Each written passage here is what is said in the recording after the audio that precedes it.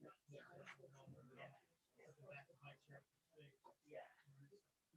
Well, and I can help.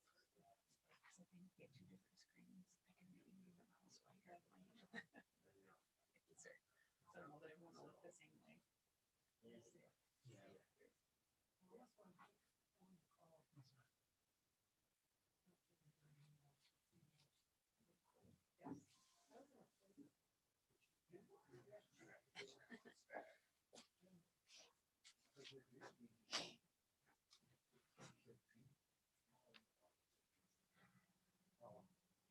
That's a good thing. Also, I understand that.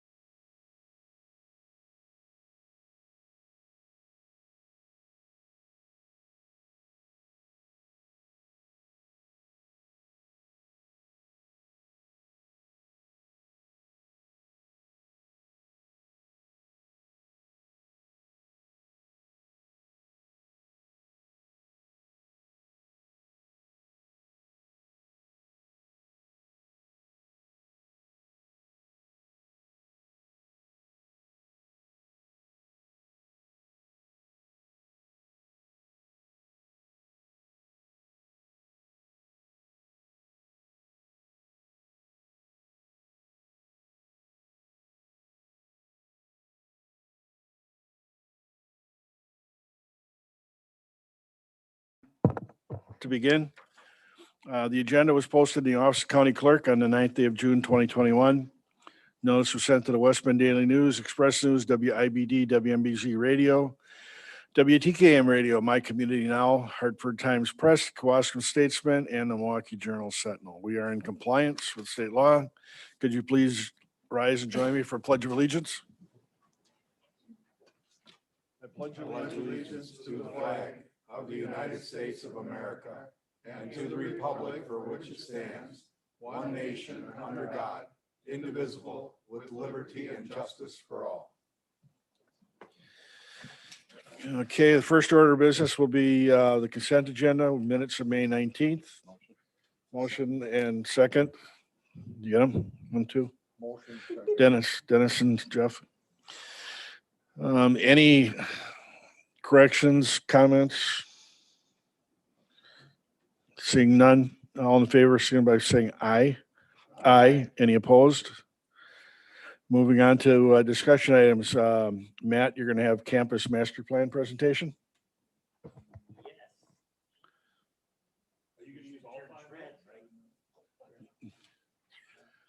There you Good.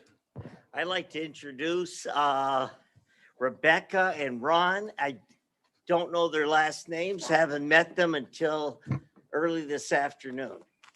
So they'll introduce themselves. They're from Potter Lawson, and we'll go from there. They have an excellent presentation. That microphone will come on and there you go. Great. All right. I tend to talk loud, but we'll be Go close. ahead, because they'll want that. Yeah, Pretty you gotta close be to into it? All right. Well, lean in, lean in. Okay, no pressure, no pressure. Speak at the microphone, otherwise. It's Great. It picks up very well, but it doesn't pick up if you're not directing Okay. your voice at it. I tend to look at people, but, well, thank you for having us here today. We're excited to continue our work that we started in 2009 and update the master plan to our recommendation of about 10 years later. I'm Rebecca Prohaska. I'm a principal with Potter Lawson. This is Ron. I'm Ron Locast, also with Potter Lawson.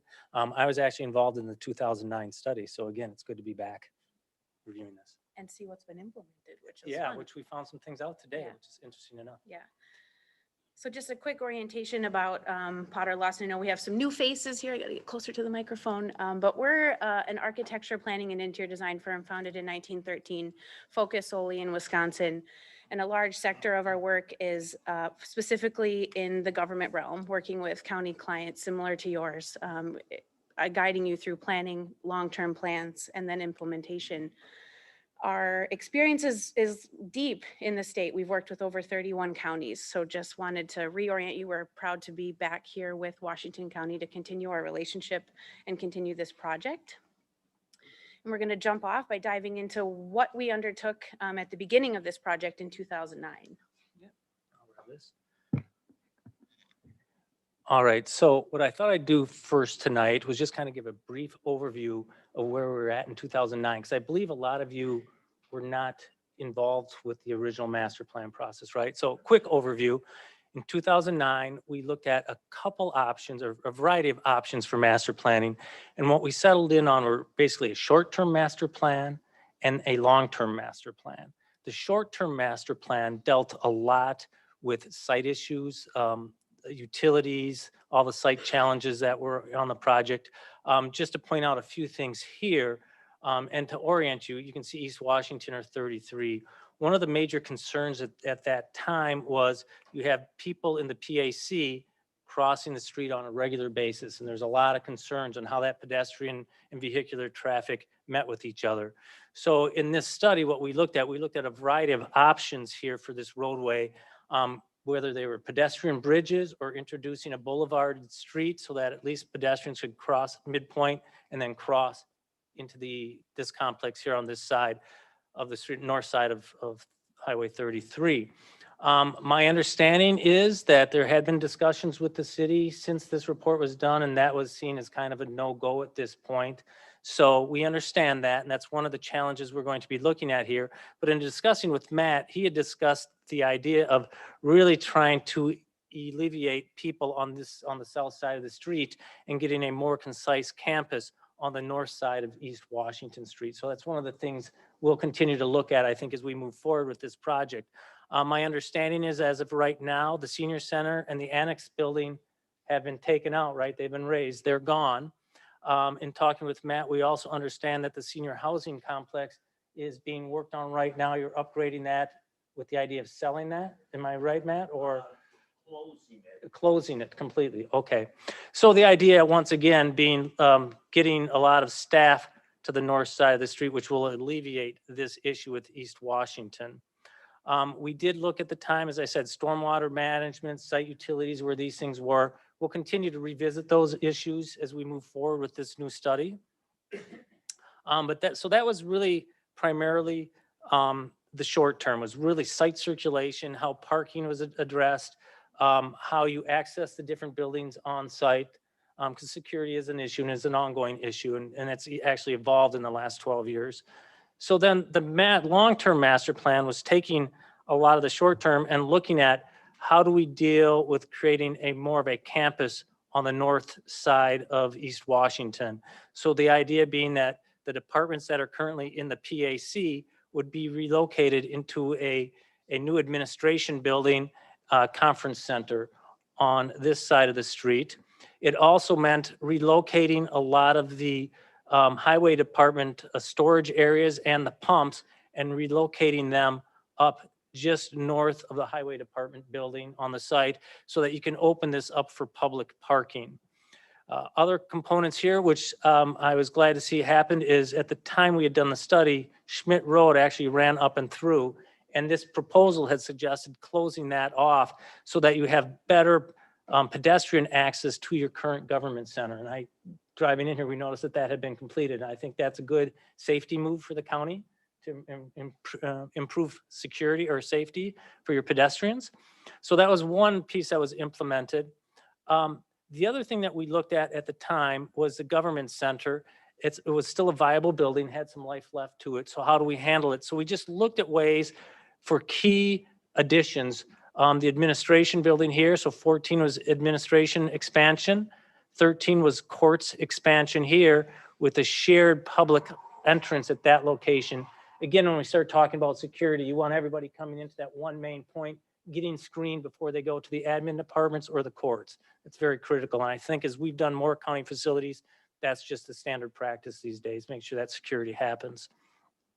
We also looked at an addition onto the sheriff's department and jail. At this point, it was a volume at this location, with the idea being that we could introduce gates at both these locations and create secured parking in that back side of the site. So now you've got public access off the front to these buildings, and you've got some secured parking off the back side.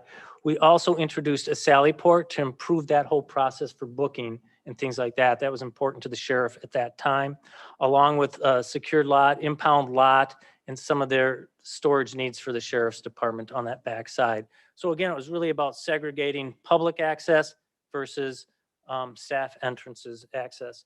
One thing I will say as we've moved forward with a lot of other counties, at this time, a lot of the staff were allowed to enter the building at different locations. I will say the move lately has been for even staff to come through those main entrances and get screened. So it's something we'll want to talk about, how far you guys want to go with security. I think that's going to be important as we move forward with this study. Oh, and again, if you guys have any questions while I'm going through this, please just jump in. Another component to the 2009 master plan that we had done was we analyzed your existing PAC building. We actually went through the effort of putting together a space needs assessment or a program. We asked them to look out 10 years, their growth needs and all that. And we developed that at this time. We still have that document. So that'd be a good working tool for us to start from as we start going through the programming needs for the PAC and a lot of those administrative departments. But some of the things we studied besides space needs were department adjacencies. We actually did some stacking diagrams and showed how the departments could be relayed out. We actually developed some floor plans based on that. Keeping in mind, again, security, future expansion, and flexibility is going to be a critical element as we move forward with this master plan. Security has changed a lot over the past decade in regard to especially your health services departments, health and human services. how people are brought into the facilities, where the public's allowed to go. It's no longer being allowed to walk through corridors. A lot of times now they come into a central lobby and staff comes up and escorts them back to these different departments. So it's much more controlled. And I think that's something we're going to want to analyze as we move forward on this master plan study. So we did develop that. We still have those documents. That'll be a great tool for us to start that process of programming for a lot of these departments that we're talking about for this master plan.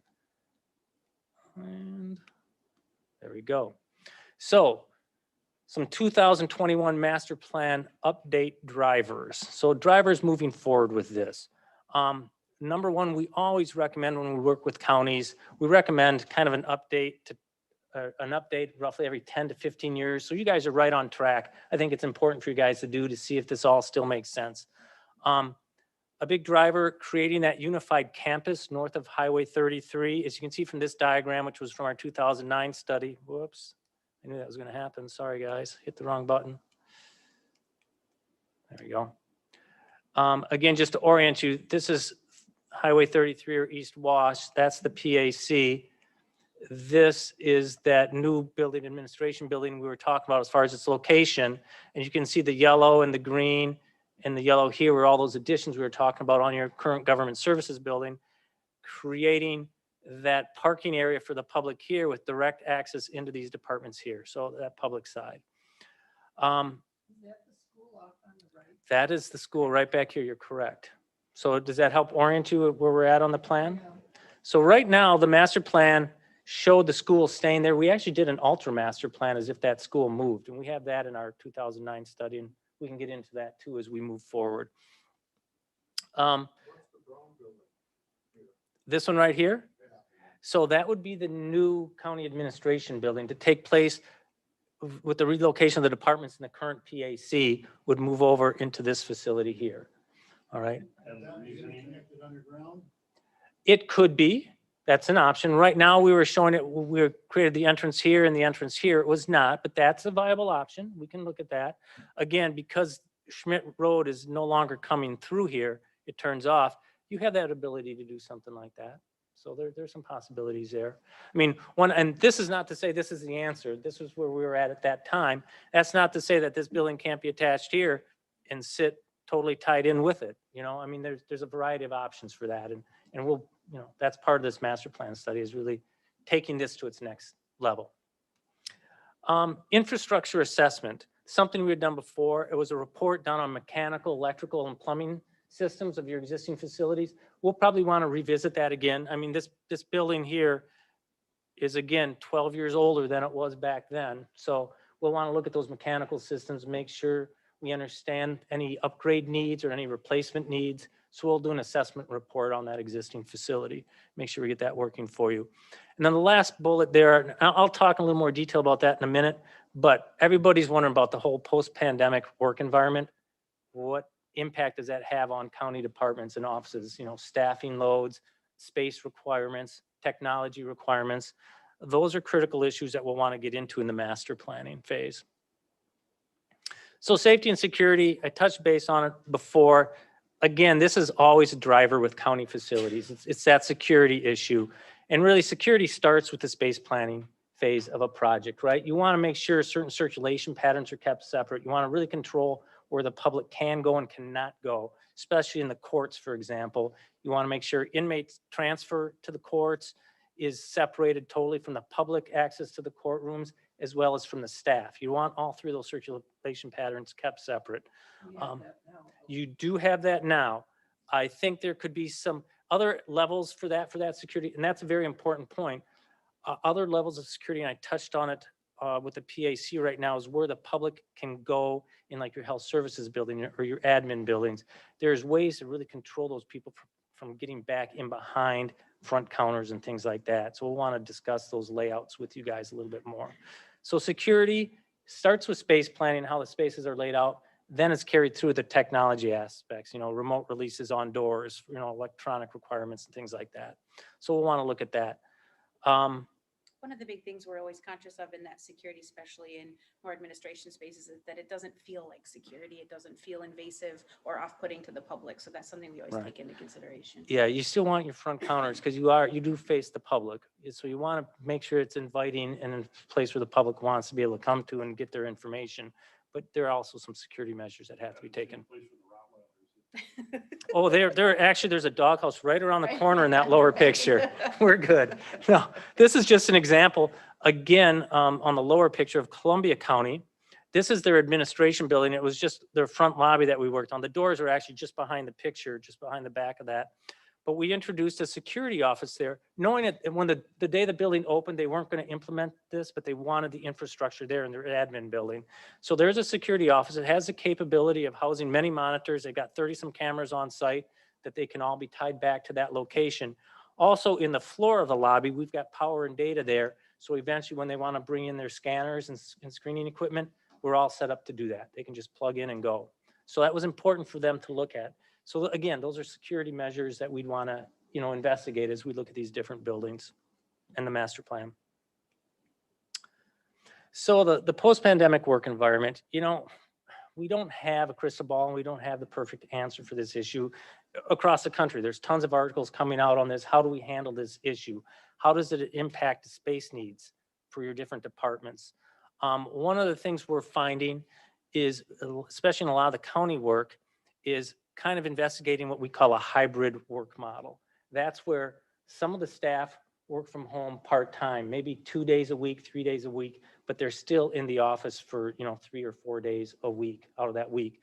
We're finding that tends to be more the model that a lot of counties are going towards, as well as some of the corporate work we've been doing. It's that hybrid model. But what that means is you just because someone doesn't need that office in their space, they might have a 150 square foot office. That doesn't necessarily mean they don't need any space in the building. It means they do still need some sort of touchdown space, whether it's a workstation or a benching kind of system, they need space. We're also finding that people working remotely, a lot of times when they're working remotely, that's allowed their heads down work where they're crunching away on their computers. But when they come into the office, that's their time to collaborate with staff and work together. So that creates different types of spaces that are needed in the facility. Might be more smaller conference type spaces, things like that. So we want to address a lot of those issues as we get into the space needs assessment in the master plan. We'll look at that. And that goes forward with integrating technology. A lot of us have been on a lot of Zoom call meetings and Teams meetings, you name it, that technology's there. We're going to want to make sure that the infrastructure can handle those types of services for your staff. Flexibility is really the biggest answer to all of that is, Yeah. what we do for the next 5 years and the next 10 years. We want to make sure that Washington County's positioned to embrace that flexibility as minimally invasive as possible. Right. Yeah, flexibility is key. And how you lay out those spaces and create open office spaces and adjacencies with different departments. It's all critical in maintaining that flexibility throughout your facilities. And then, of course, HVAC considerations, different types of air exchange systems and a number of air exchanges per hour. These things are being looked at. Air purification systems are a big thing right now. So those are things that our mechanical team will introduce in the report and have discussions with you guys in regard to what's out there and what's available to help with those kinds of issues. And then the last little piece here, we put together just a preliminary schedule. You can see there's a lot of tasks there. I'm not going to go through all that today. That's something we'll get into as we move forward with the core committee that we'll be working with. But basically what I want to point out here is basically this process for the master planning study is going to be about a 4.5 month process to go through all of this. Happens kind of quickly. There has to be a lot of communication is important. As we work with staff, as we work with your team, the building committee, whoever this is worked out, and we'll work through Matt in regards to how we set that all up. But you can see all those red dots, and there's actually probably going to be more, but ideally we'll be meeting with staff in the county probably about every other week over the next 4 months as we get started on this thing. Communication's critical, understanding your needs, going from there. So that's going to be critical. On the far left, we just kind of introduced the different topics that we'll be going through. Number one, we talked about the space needs or the programming efforts that's going to have to take place. That's going to involve a lot of staff involvement, a lot of communication with staff. We will be doing an update on the site analysis that we had done in the 2009 study. Then, of course, the master plan component, we're going to kind of vet out what we had done in 2009 and try to progress that along a little further to make sure it's still meeting your guys' needs. And then the existing facilities assessment, again, I talked about that and some of the tasks involved with that. And then at the very end, we're going to take a couple weeks to kind of pull a report together and give a final presentation to the board. If, Matt, that is the final result of what you'd like us to do.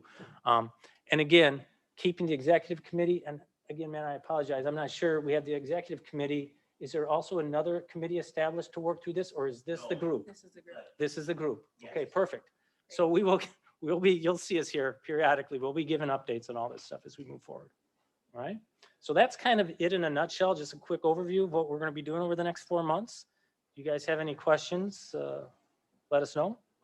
Can I go back to the beginning of your talk where you're talking about Highway 33? Yes. It was my understanding that the problem was, it's my understanding that the problem on Highway 33 is that it's a state highway. So to do anything, it's going to need state approvals and Right. And I think, more so than the city. and I think I'm going to go back here. You slides go back to that. I think the idea here, whoops, one too many.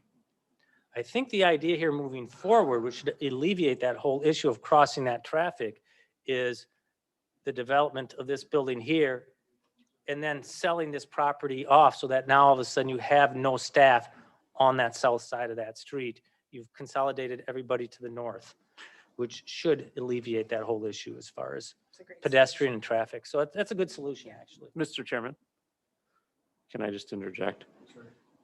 Thank you. So the explanation is 100% correct on the desire to move to the north. The assumption that it has something to do with the state, nothing to do with the city is incorrect. It has everything to do with the city and almost nothing to do with the state.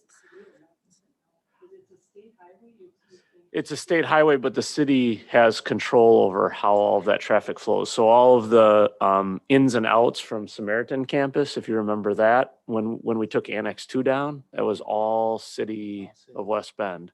And so basically, in my tenure, 3 times this has come up, and all 3 times it stops at the same Yeah. person. Yeah, if the state were to come through and reconstruct 33, that would be a time when the state would be more involved, but it really has the current state, the current situation has everything to do with the city's lack of approvals. They're not too concerned about our employees crossing. They Yeah, basically said that to us in those words. this is unfortunate. It's a very busy street. When we drove back in here Right. today, it's like, wow, that's a challenge. The city has quite literally told us, send everybody over to Indiana and 33 to come back to the courthouse. You know, the city, we even requested signs that you see on most crosswalks in the state.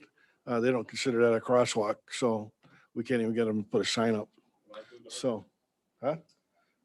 All right, so, yeah. Yeah, that's a challenge, yeah. Because it is a very busy street. Yeah. Even though it's 30 miles per hour speed limit. People are going 35, 40 Yeah. regularly. We've tried it a few times and certain Yeah. times of the day when we were here in the report, doing the report. I in think Matt was 2009. almost struck once, weren't you? You were hit. Oh, You you actually were. were hit. Where? It's the vendor of Cadillac, an female driving a Cadillac convertible. And the only thing that saved me was the old past DON who stuck her hand out and slowed me down, or I would have walked in front of it. One car stopped and she was angry, so she spun around. Oh, shoot. And so I hit the front of the sides of the car, looked right at her face. She looked at me and then she gunned it and took off. Yeah. Which is why he's working on this project. Yes. Yeah, there you go. So I have a job for life. First, personal reasons, that's good.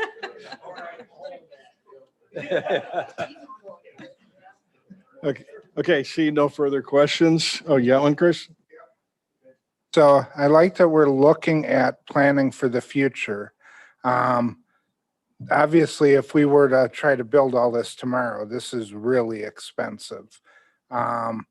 you know, moving the PAC to the north side of the street, I like doing that.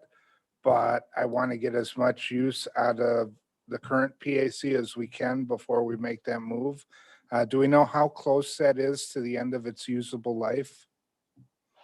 You know, I don't at this point. That would be something we evaluate when we get into the master. You plan. would, you'd We'll- figure we'll- that out when in the we do course that of this assessment, we'll study. Look at that Yeah, facility also. yeah. And I know Which we, is a critical aspect. We do those studies for that reason, to Right. help you make Yeah. a decision on where you invest your funds. Yep. Absolutely. so we will be looking at that. I mean, that's a good point, right? You want to make sure Yeah. that the use out of that building. All right, thank you. Sure. Kara Erdrich would be a good one to talk to about what facility needs are there, in regards to coolers, chillers, and Yeah. that kind of stuff. If there's any way, like we did with Samaritan, where we saw how much money we have to spend just to upgrade the lights. and Yes. lights and get everything going. Yes. Yep. And that's not Absolutely. uncommon. We see that a lot with some of these older facilities. It's really that infrastructure, those mechanical systems that start going where you can start dumping a lot of money into those on an annual basis. And that tends to push certain counties to then move forward with new facilities. Okay. Matt? Plus, the other trade-off and the other piece we have to consider is how sellable is that building, the PAC? And is it time in the very near future to be able to sell it and use the proceeds instead of putting more money into it? Right. These are all good questions that go through the master plan Okay. process, and we'll get that into our report, some recommendations in regard to Okay, it. cool. All right, see no further questions. Thank you for the Thank you. presentation. Then, Thanks, nice guys. working, nice Thanks a work with lot, you. Nice guys. meeting you guys. It's good seeing you. Well, it's good to be back anyway. Yeah. Okay, next on the agenda is community development block grant remodeling concepts drawing and update. Scott?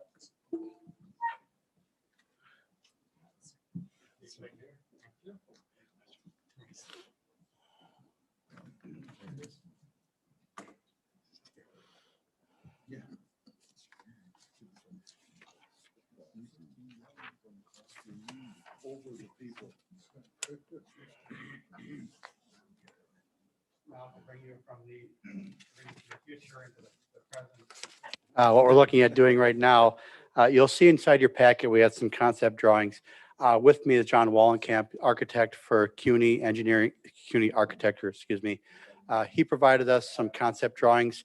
If you recall, this is the community development block grant money, about $1 million that we're looking at spending to do the upgrades in this room to get ADA compliance, in this room, ADA restrooms in this building, as well as some work over at the tower site, as well as UWMWC.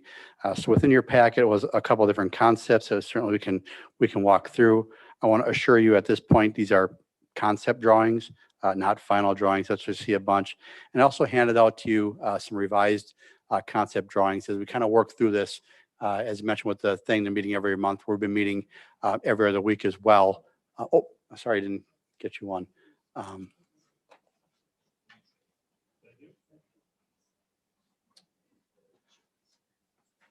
So if you'd like, we can go through the ones in the packet first. So you'll see on your hand, let me just grab the other one out of, let's grab this up quick.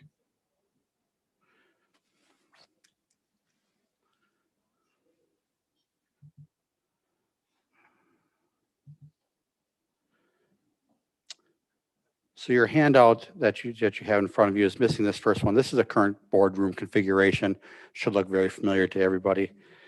Just to kind of give you a feel for. We did that to kind of look at the seating arrangements and how much seating we had available, not just for the board members, but for the people that are coming in. What you'll see now is proposal one. This is very similar to proposal one that was in your packet. You'll see we actually shifted some of the tables around, added some chairs around a little bit to look at. This is kind of the main concept, if you will, kind of a U shape. You'll see some other drawings on there that kind of makes it more of a U shape as we kind of go forward. So you'd see that there'd be on the left-hand side of your screen, which would be in this area of the room, you'd have the head table. There are, if you did do the counting, there's 29 seats available. So we looked at that was the 26 current supervisors, understanding we'll have some flexibility to squeeze this down if the board size does reduce. But looking at that head table, certainly why we went to 29.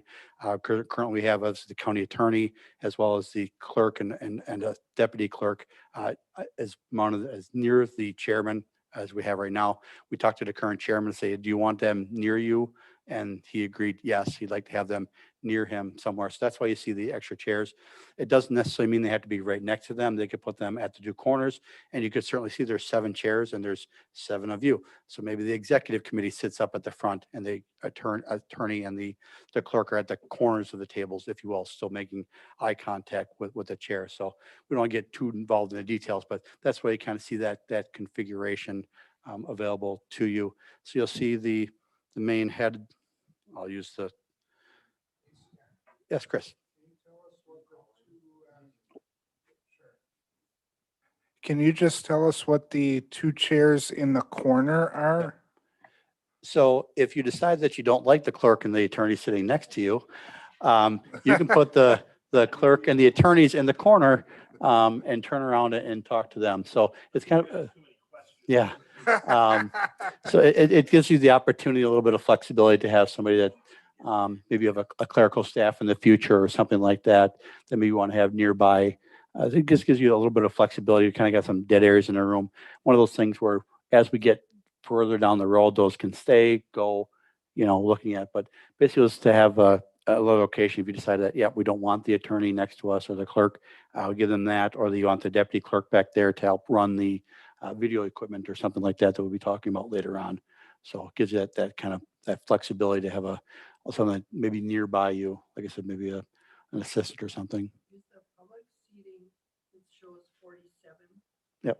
people on that drawing? Yep. Is that basically what we have now? Yep. So if we go back to the previous picture, it's 42, I believe is the number in there.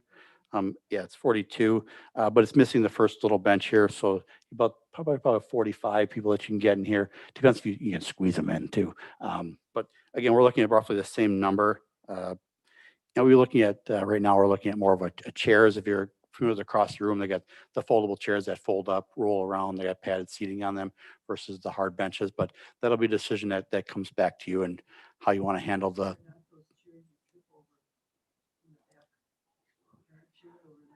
Oh, okay.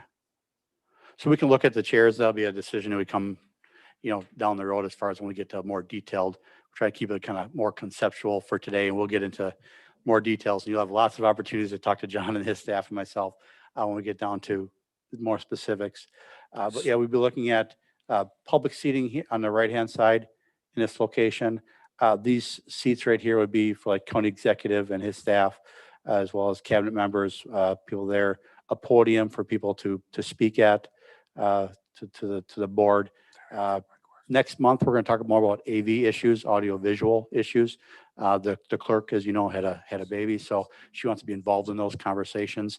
So she asked us, and Joel Wolpert with IT is also on vacation this week, so it just made more sense to hold off on the AV issues till next month. And we did actually, Dave actually visited City of Hartford, and Dawn, so to go look at their system already too. But we want to talk about AV next month if possible. If you have something big and that you really want to discuss, we certainly can. But more in detail, we'd like to wait till next month if possible. So this was kind of the conceptual drawing of that U shape, horse shape. We throw in some stuff on, and John was sketching in when he came in of more of a what we call like a fish shape, where this is more of an arched area on this end, and you'll see some arches coming forward. We could also then skew this area in a little bit, maybe, so you can kind of see down the line.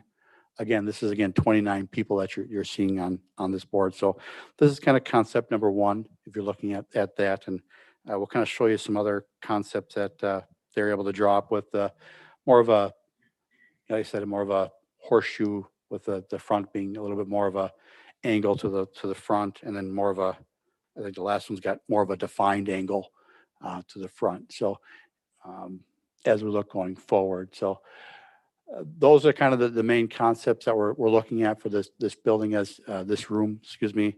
We certainly will can dive into the restrooms if we'd like to too, but just kind of get some feeling. You'll see this one when you move this out more, then the seats that are here kind of you're kind of overlapping and kind of looking behind them a little bit. So I guess John's here, can answer any questions. I certainly can too. If there's something you like, something you don't like, we certainly can kind of roll through those issues. Let's have what you said about before about possibly moving the ones that right now are horizontal, moving and curving them a little bit. Do we have space to do that? That would kind of be a good idea, but I don't know if we have the space to do that. You know? It'd be one thing we got to look at, because you see on the other ones, you got 7 feet back here. You know, you see like the next ones where you squeeze it down a little bit more. So might give us a little bit of flexibility to do that. Are those kind of a horseshoe kind of thing? Yeah, just a little, you'd have to get a little bit, yeah. You have to keep a certain space to be ADA. Correct. Yeah, there's Right. got to be a certain flexibility behind the chairs. There's also that we are looking at affixing them to the floor, where you put carpeting down first and then drill through the carpeting to make sure they're affixed. Right now is what we're looking at to desks. Yes. So we would then, like these, we just move the desks out. So we make sure that we know that the architect knows that we're looking at heading down to 21 and maybe later, that they basically the end section at this desk, if you pull out these 2 chairs, this end desk would move here, and now you'd have the carpeting underneath it yet. So they fully are aware that we are looking at downsizing the board in the future to make it flexible, to make sure that happens in a relatively easy manner. Correct, multiple times. Yep, Right. absolutely.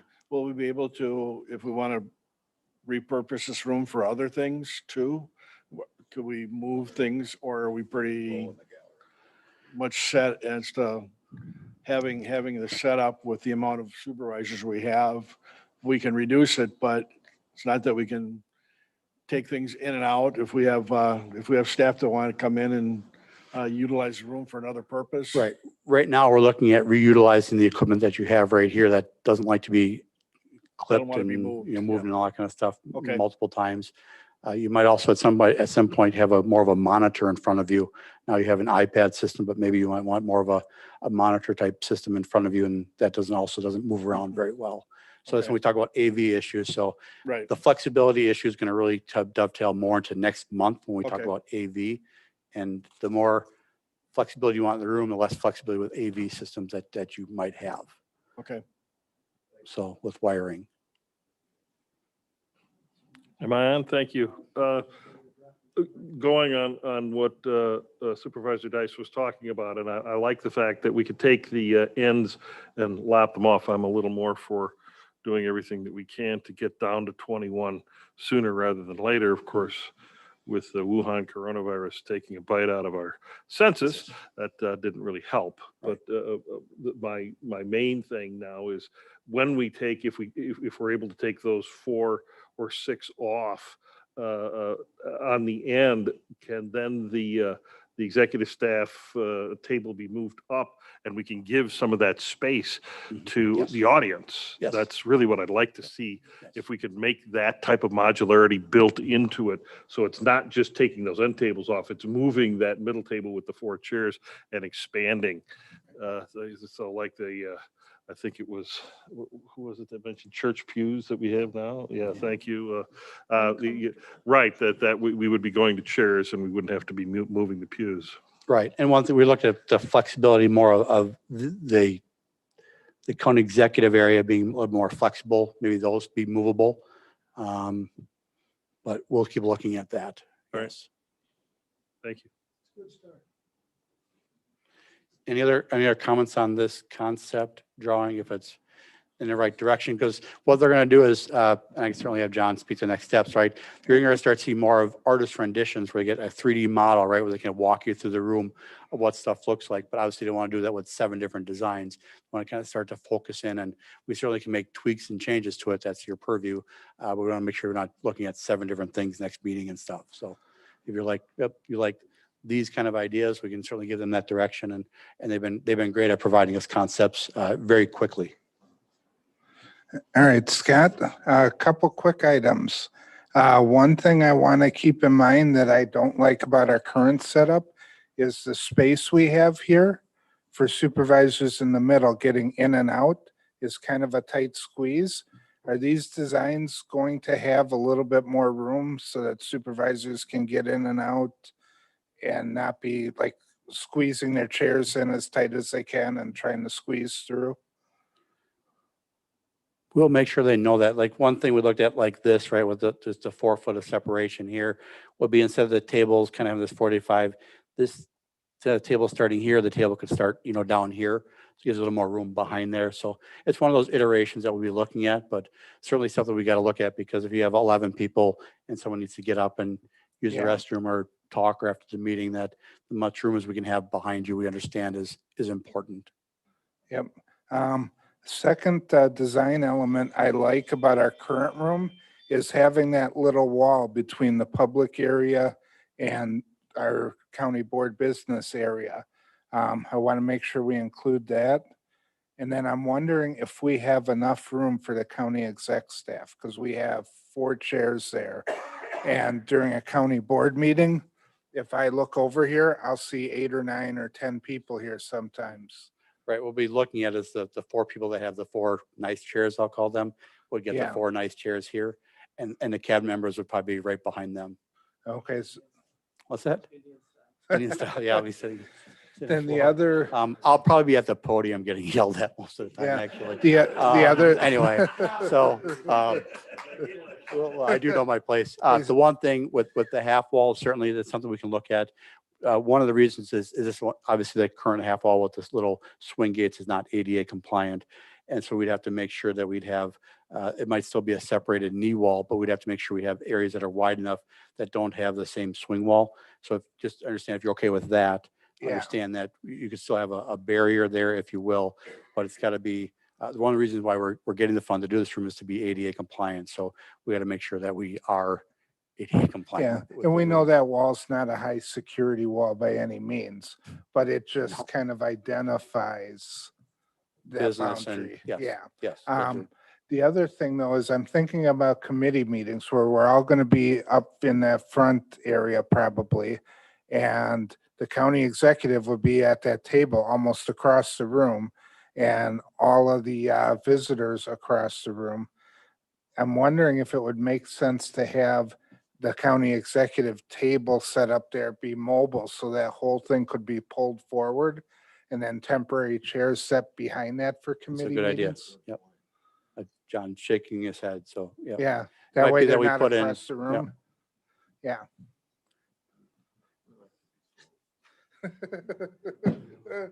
Josh wants to be across the room from all of us.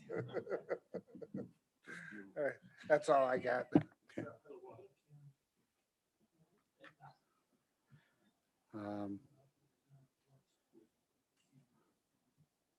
Not sure if you had a chance to look at, but they did get a chance to run some conceptual drawings of a lot of the restrooms. I know it's not as sexy as a topic as the county boardroom, but they did do, I think, a pretty good job of the restroom layouts to make them ADA compliant. They are going through to look to see how many restrooms we actually need to be ADA compliant in the building. They're going to look at the, like how many sinks we need in the bathroom, right? That in a bath state, there may have been 3 sinks in the bathroom. Does it still need to be 3 sinks in the bathroom, stuff like that. So they'll be looking at that more in depth as we go. But they did, if you look at a lot of those things, that they were able to fit a lot of those ADA compliance within the current footprint of the restrooms, which I think is just fantastic. That, again, that keeps our costs down. And again, we talked about at way beginning of this, that if we run out of projects and we still have money available, we are allowed to apply for other projects, right? ADA projects with this funding. That's why it's so important to get this rolling now, get construction started in December, so we get the bids in this year yet. So we got all next year then basically to redesign or do something else with those additional funds. So we'll be looking at this in a little more detail as we go forward. One of the restrooms that I did want to point out was on the second page of those, are up on the, I apologize, I went too far, up on the main, right when you come into the building from the west end, you'll see we have, if you come in the main door, which most of you probably came in today from the large parking lot, there's a large restroom right to the left as you come in, right when you go up the stairwell here. It's a 1 stall right now, looks like this, stall, toilet and sink. one thing I thought would be great is they come with this great idea was have a little hallway right here and you have 2 restrooms in that area. So after a board meeting or something like that, or a committee meeting, that restroom, I don't want to say gets backed up because probably 2 people, maybe 3 people sitting up there waiting, but gives them the opportunity to have 2 restrooms in that location versus one large one. So we're looking at making that modification when you get up to the top of the stairwell there. So. I have got a question. I have a question on the women's. Oh, buzz. On room 1054 for the women's bathroom, there's 2 stalls there and 3 sinks. So why are there 3 sinks? They're going to look at the number of sinks to make sure they're currently compliant. Because it might have been there was 3 sinks because that's where there are 3 sinks now. So when they start looking at the design, you'll see on this main floor, so it's 1023. Yeah, but the pink show, it looks like there's only 2 sinks on the pink where that room is. Oh, it might just not be drawn correctly. I'd have to I mean, I look would, to see. unless it's violates ADA, I would say get rid of one of those sinks and leave enough space there for women to put their purses down or their papers they're carrying while they wash their hands. I actually talked to the Register of Deeds not too long ago, just today. She made a very similar comment where there was Good. 3 sinks in the See, restroom at the end of the hall and we only need 2. So we'll be having them look at this, the number of sinks in the restrooms as well. Okay, thank you. I think the sink that's shown existing on the north side of this wall is actually on the south side. They just flopped it.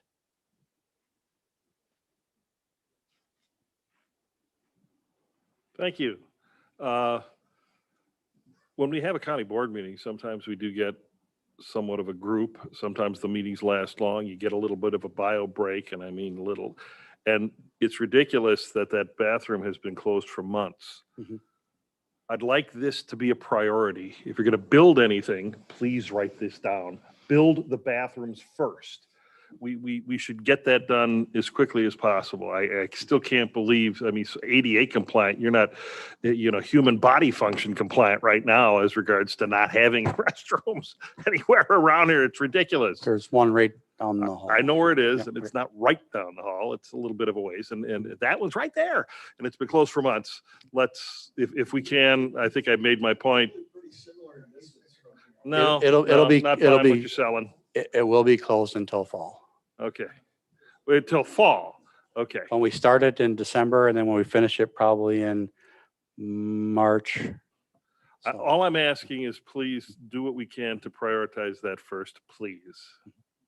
yes, we'll be working on coordination of all the restrooms to make sure we don't alienate a room or a hall or a floor to make sure they have restrooms available. I feel fully alienated. Please do the bathrooms first. Okay, I'll stop beating the dead horse.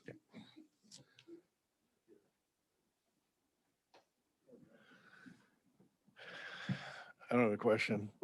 So just, Other than that, we thank you for the direction.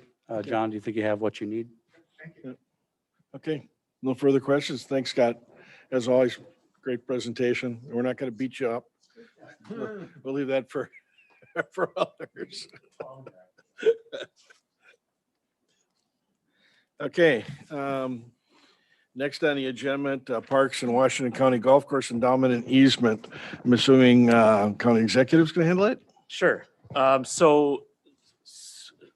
Supervisor Marion and Chairman Kriefel have been part of this discussion for the last couple of months.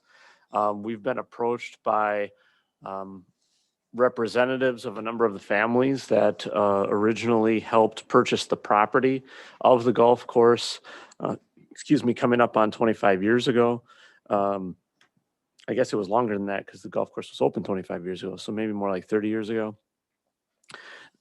They came to us after the listing of the property off of Family Park, that 3 acres. And there's been some back and forth with the families. It started with one group and expanded really to basically all of the families that were involved at that time. They're interested in establishing a trust or an endowment initially, the thought process was that it would assist in basically keeping the golf course a golf course. It's since kind of expanded in scope and concept since then. And now it really is about all of the Washington County Parks and Trails as a whole. The yin to that yang is if we were to do this in collaboration with those families, what they're asking for is that we would put a property easement on the 283 acres that is the golf course, including Family Park. We're in negotiations now about what exactly that easement might look like, as well as what boundaries are around it. So for example, if we're going to put a conservancy easement that restricts only recreational type of uses, what about existing facilities like the clubhouse and the maintenance shop and things of that variety? So there's a number of considerations we need to work through. But the long and short of it is that kind of a consensus amongst the county board chairman, Supervisor Mary, the chair of the Land Use and Planning Committee, Supervisor Krebs, who represents where the golf course is and was the first one who was approached, and myself, we've begun down this path and wanted to bring it to you really to garner consensus from this committee. The item will also be at the Land Use and Planning Committee this month, once again for discussion purposes and consensus building.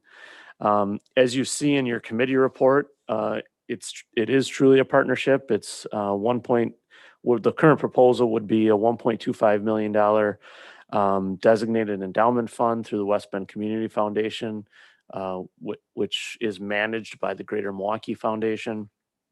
And then an additional $1.25 million from the county, which as we go along, we'll determine where those funds will exactly come from.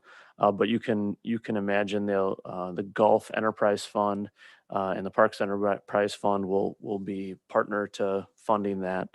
But anyway, the long and short of it is what that would result in. Let's say we're able to do this and the committee and ultimately the county board agree to it. It would permanently make the Washington County golf course land, that 283 acres. It would make it basically like Central Park in New York. Forever, it's going to be a park of some variety with some restrictions on it and some flexibilities. And there would be a $2.5 million trust. It'd actually be in the form of two individual trusts. One, the county would basically be able to do whatever it wanted with. The other one would have some oversight by some body. Essentially those funds the design would be for them to come together. In concept, that would produce somewhere between $100,000 and $150,000 every single year. That could be utilized by the Parks and Trails, Washington County Parks and Trails. And it ultimately still has to get approved through the board for any spending that happens. So the families or whoever's representing the family's interest couldn't just come in and say, we want to build 5 more or 9 more holes on the golf course. It would have to still come through the county board. Likewise, the county couldn't just say, we're going to turn it into a polo grounds. The family would have to approve their portion of the dollars or whoever's representing them. So ultimately, I think it's a win-win for the county. It certainly is a positive thing for the entire area out there. It keeps it that recreational use that I think was envisioned over 25 years ago, and yet it's a fiscally sustainable way of doing it too. So the county doesn't, all of the development discussions and concerns that came from the neighborhood immediately adjacent, I think go away. At the same time, the county is getting a significant contribution. I will note to you that the way that we came to the dollar amount that's under consideration today really comes from the sale price of the Bog, which is probably the closest proximity golf course of similar nature. Although they're not exactly the same, they are substantially similar in quality. So that the bog sold, I think 5 years ago now, maybe it was 6 years ago for 1.99 million. That's where the 2.5 came from. I can tell you there's another golf course on 43. The name escapes me right now. That's for sale as we speak. So Fire Ridge. Fire Ridge is also for sale for approximately that 1.99. That's not exactly the same quality of a course, but generally speaking, we're in the ballpark of dollars and cents. So that's a summary of what we're talking about today. Number one, it was to get it on your radar that this is happening. Number two, to get consensus that this is a positive thing. We're going in the right direction. And then number three, know that if that consensus comes out of this in the next couple of months, you can anticipate we'll have multiple proposals for this committee, potentially this committee, and certainly land use planning committee to ultimately take to the county board. So with that, I'm happy to answer any questions, and certainly the chairman and Supervisor Mary can answer those as well, because they've been involved in the meetings too. Thank you, Josh. I would like all of you to consider this as a very favorable and positive way of handling this property. This is in keeping with the spirit of the original families when they came together with the funds many, many years ago to build that golf course. And I know if you recall, 1 or 2 years ago, we were approached, the county was approached, was there an interest in the county selling a golf course? And we said, no, we don't want to do that. And at that point in time, there was also discussion about what happens when golf is no longer a favored recreation as it is today. And this could be a wonderful answer to that. It keeps the property into a recreational facility of some kind. It gives the public, as Josh says a central park in Hartford, that being the location, that we can't move that obviously. And as I said, it also keeps totally the spirit of the original families that came up with the concept of raising the funds and donating the land and building the golf course in the first place. As Josh said, we got a lot of little details to work out yet, but I think overall, this would be a fabulous way to handle that property in perpetuity. It takes the question away, what are we going to do with the golf course? What are we going to, hey, it's all taken care of. And as county boards in the future look at, well, golf isn't what it used to be. The demand for the use of the course as a golf course is fading. What do we want to do with it? Well, at that point in time, they can use their imaginations and come up with a positive way to use this land.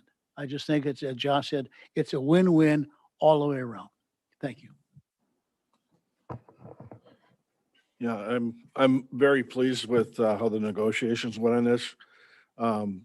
As always, I'm always looking for private-public partnerships. And this is another way for us to think outside the box, be innovative, find a way to take things off of the tax rolls completely, have a vehicle to have that funding available without tapping the taxpayers for anything. So I'm very pleased with this. I'm very, very hopeful that it works out and we're able to get this done. Thanks. Chris? I think it was Jeff first. No, you were flashing. Oh, okay. All right. So I think Supervisor Mary stole some of my thunder on an exit strategy, and I absolutely agree with him. One of the concerns has been what happens in 20 years if golfing's not what it was. And every exit strategy that was in my mind was one that would anger the families and would have a lot of risk. This takes away that entirely. The amount of land that's there could be a great public park out there. I stopped at the golf course last week for the first time because I don't golf, so I was never there before. Beautiful facility, beautiful clubhouse. I know in the past there have been county board members who did not like that we're in the golf business. I know there's community members that don't like that, but I'm not in that group. I look at Waukesha County, they have 2 county-run golf courses. Ozaki County has 2. 3? Oh, okay. I looked on, Supervisor Schlief is saying Waukesha has 3. When I looked at their website, I only saw 2. I looked at Milwaukee's website. They have 14 county-run golf courses. That's a bit excessive in my book, but certainly that makes the case that we're okay having 1. Where I do have a little bit of concern with this agreement is with Family Park. Family Park, I stopped out there twice. There's a pond about the size of a football field. There's a walking path around it that takes all of 5 minutes to walk. There's some playground equipment that needs some maintenance.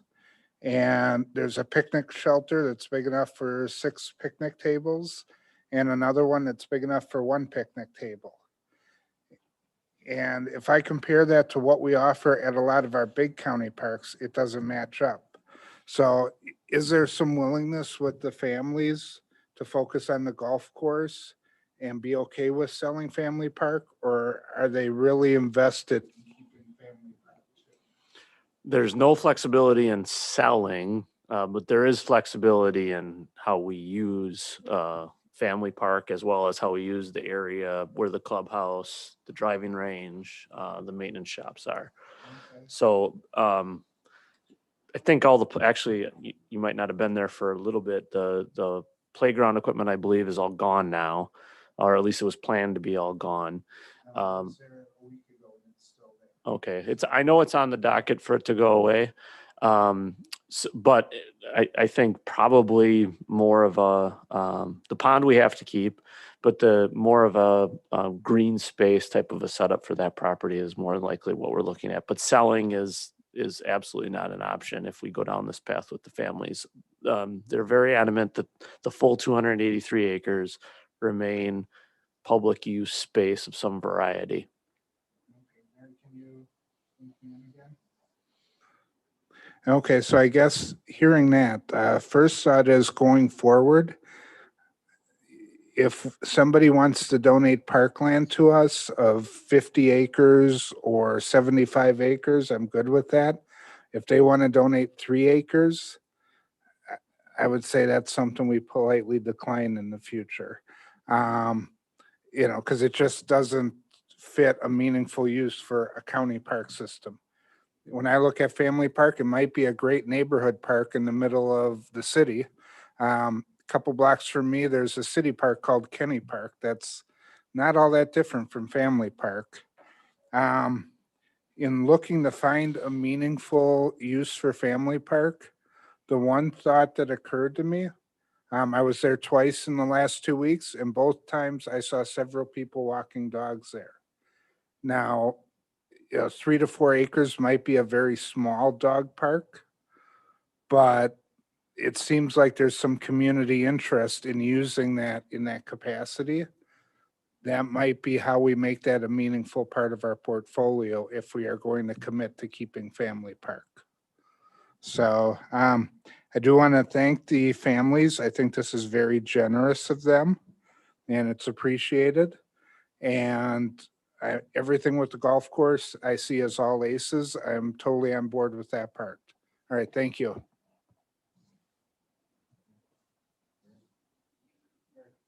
Can you turn me on? Oh, there we go. Okay.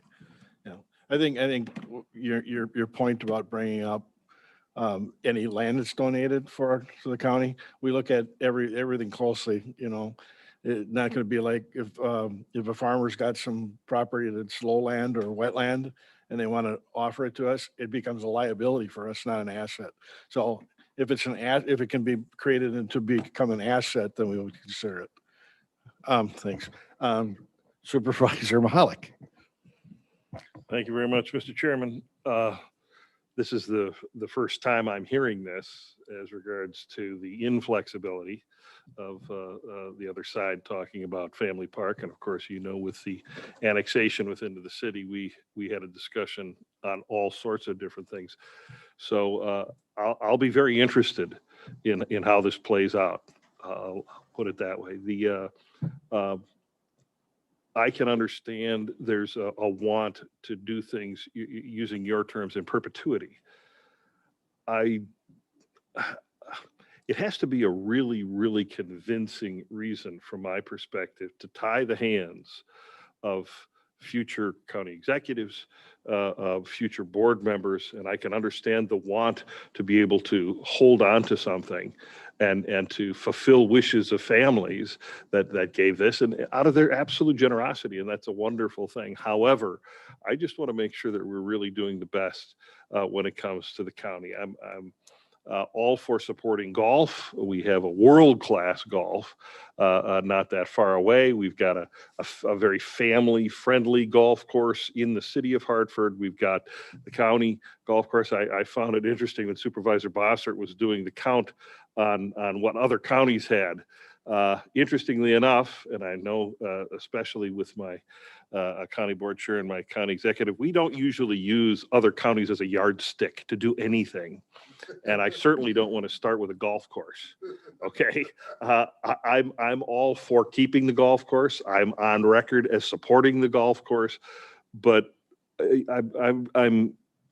I have initial concerns on listening to this that we're worried about an unelected body calling all the shots, and that's my real concern. And I'm, like I said, I'm very interested to see how this works out. Seeing this is my first blush at this. I hadn't heard anything about this, given as far as how it was going, considering that it was annexed into the city. So we'll find out. Thanks. Thank you. Supervisor Kelling. Thank you, Mr. Chairman. First, I'd like to thank the families for this very significant donation. I think it's really remarkable and generous, and it certainly is in the spirit of moving our parkland to self-sustainability. So very happy with that. I did support spinning off Family Park as an unusable park because it would raise needed funds for the rest of the park system. But under this case, I'll give you 1.25 million reasons why I no longer support the selling of Family Park. It certainly exceeds the amount of money that we would have received had we sold that 3-acre parcel roughly. So it's very generous. It's a very positive thing overall. I think it will work. I don't have a problem with putting restrictions on it because I think in the end, we do ultimately get to our common goal, which is park sustainability. And this really moves the needle a long way towards that. So I am in full support of this, and I really hope it comes to proper fruition. Thank you. Supervisor Schleif. Thank you, Mr. Chairman. I'm in full agreement with what Mr. Kelling just said. This is a win-win. I see it as a big positive. Again, thanks to the families for bringing this forward. We got a lot of details to work out, which that's what we're paid to do. So let's hope it works out. Thank you. There you go. Supervisor Mary. Yeah, just a clarification on the pond for Supervisor Bossert. The pond is used for irrigation for the golf course. That's why it is there. And our crews, the county crews, mow the area around that. The local residents use it for their own particular recreational purposes, but it also facilitates getting equipment in and around to use the pond for the irrigation purposes. So that would likely stay there. It's a resource for to serve the golf course itself. Supervisor Dice. I think I'm the only one who hasn't spoken to this, and I think everything that can be said has been said, so I agree. I think you have a general. I think we have a general consensus. Do you want to speak? Yeah, Supervisor Bossert, very briefly. Yep.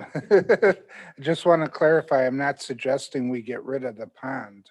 I'm just suggesting that for the park, we need some sort of meaningful use for it. All right. Thank you. Thank you. I think you have your consensus. So we'll move on to our action items. Use of strategic priority funds, countywide newsletter.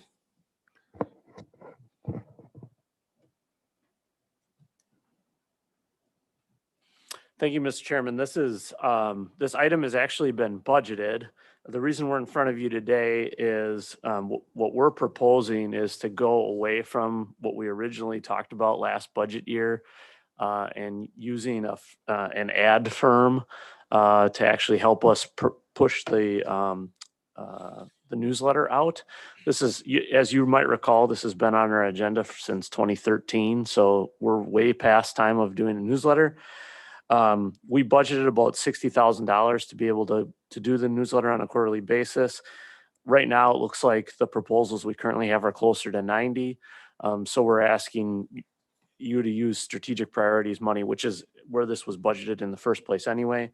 But to bump that number up to $90,000 so we can get it started this July or August. My staff is working to get it out by July, right? I think that's a little ambitious, but we're going to try. So, but we need your support to be able to use the additional dollars to be able to do it. So that's why we're here today. Supervisor Murray. Yes, I totally applaud this. My entire career for 50-some years has been built on communications. And despite everything going on in the world today with the various news sources we have, you cannot have enough communication. And I remember going around getting papers signed in my own neighborhood. And I said I was running for county supervisor. Well, what does the county do? Was a typical question I was asked. And we really have no real solid media that serves Washington County. So there's no real way that the county, and I'm not going to use the word put your spin on it, but there's no way that the county itself can tell its story. What are we doing? What are we doing? Why are we doing what we're doing? And there is no way we can relate this without having a direct Washington County to our citizens' communications. I think it's vital. I think it's critical. And I think it's deplorable. You had to wait 8 years to get to this point. And I'm fully support it. Again, I don't feel we can have enough communications with our public. There's too much misinformation put out or just plain misunderstanding by people who have good intentions of reporting the news of what's happening within the county or what's happening with this county board structure or the county structure. And if we can somehow get a communications device out here that can get the word out to all of our constituents, they may not like what we're doing, but at least they're hearing the real story. Thank you. Thank you. Yeah, I think Supervisor Mahalik and I were on when we first started talking about that. I don't know, were you on yet in 13, Chris? Or did you come after that? You don't remember? Okay.